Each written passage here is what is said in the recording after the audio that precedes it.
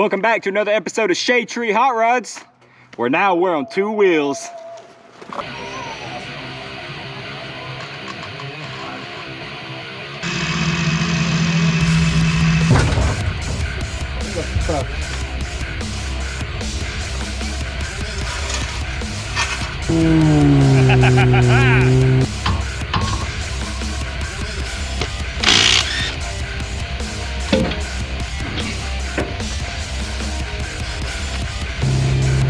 Ribbon blackout.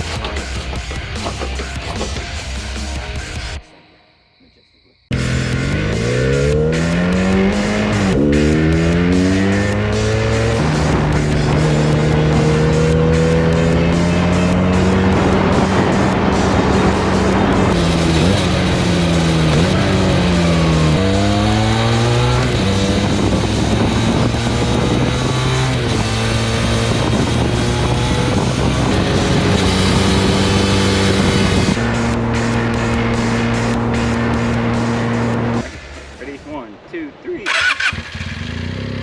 Whoa.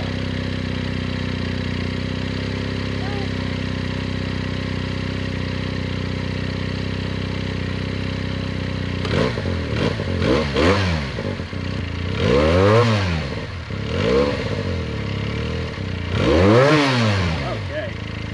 So, here we are.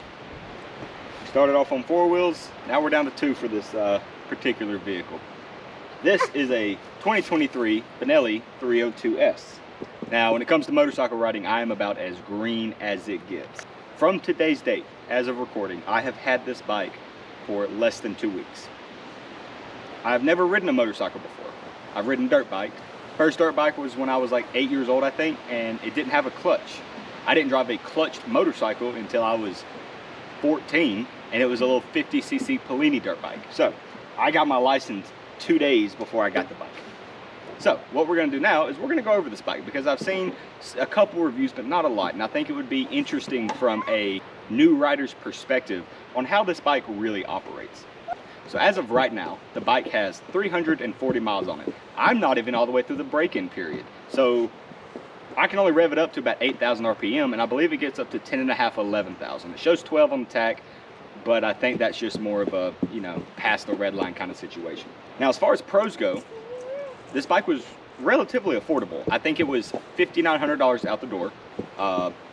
You know, that's $6,000 isn't $6,000 is a lot of money to just throw around. However, as far as other bikes go, it was great. This is a little 300cc naked sport bike. I believe it's a sport. It is a naked bike. I think it's a sport bike. You got a lawnmower tire? Yeah. So one of the main draws to this bike, with it being a 300cc, is the fuel economy is great. Now, I've seen that it can get 52, 56, 58, somewhere in the range. From my experience, at 340 miles, I have filled up twice. The first calculations came up to about 58 miles per gallon, but on the second tank, I was pretty much treating it a little more aggressive. I was riding higher RPMs, I was gunning it a lot more. So I got about 50 miles per gallon. But even riding it the way I was getting 50 miles per gallon, which is fantastic. And at 93 octane being 390 where I live right now, 3 gallons of fuel, you know, we're looking at 12 bucks for 150 to 240 miles, depending on when you like to fill up.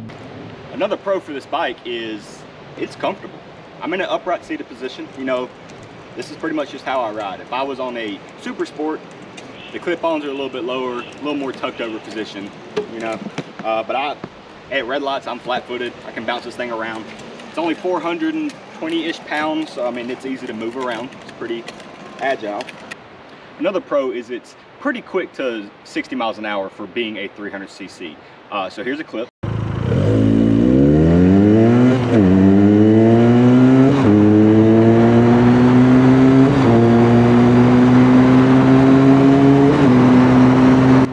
You see it took however many seconds. I'll put it on the screen right here in order to get to 60 miles an hour, and it's nice. You can cruise at 60, 65 miles an hour, not too much strain on the engine, and you're doing pretty good. It's great for city riding. If you have to travel really long distances on highways and such, not the best, but that's for the con portion of the video.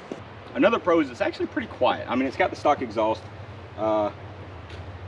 which is all right. You know, it makes a good noise. It is a V-twin, I think. Don't quote me on that, but I think it's a V-twin.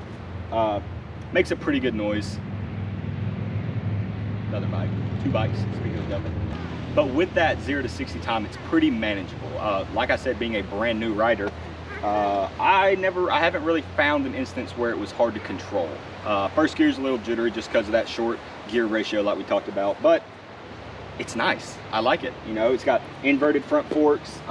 It's got your coilover suspension right here, and it's all adjustable. I haven't adjusted it yet because I don't really know motorbikes well enough to know what I need to adjust, but I'm also not really tracking this bike right now. And we can't not talk about how it looks. I mean, that's just a great color scheme, let's be real. Now on to the cons. So cons wise, there's not much. I haven't really found anything I don't like about this bike. I have one big gripe about it, and that's just the gear ratio is really short. At 70 miles an hour in top gear, you're probably doing about 7,000 RPM, which is, I mean, it's a bike, you know, they're fine, they can rev up like that. I just don't like holding an engine there for very long. I do plan on taking this from Alabama all the way to Illinois here in a month or so. So in order to prepare for that, I'm gonna do a sprocket change. I'm gonna essentially just make the gear ratio a little bit longer, more to my liking. I wanna be able to sit at 70 miles an hour, 6,000, 5,500 RPMs. If I can get it down that low, that'd be awesome. Yeah, I mean, there's not really much to complain about this bike. You know, I will eventually upgrade to a 600cc Super Sport. You're not gonna be keeping up with any Super Sports or, you know, higher horsepower sport bikes. I think this thing makes 35 horsepower, somewhere in that range. The headlights are fantastic. The brakes are great. Everything's awesome. It's very maneuverable. So I really only have the one con about it. So I love it. But yeah, this video is gonna be short and sweet. I'm really just going over, if anybody's looking at this bike, maybe as a beginner bike, or you just want a city bike or something like that, not really drawing from a vast knowledge of motorcycles, I think this is a great bike. In the less than 2 weeks I've owned it, I pretty much love it. I haven't ridden it in rain.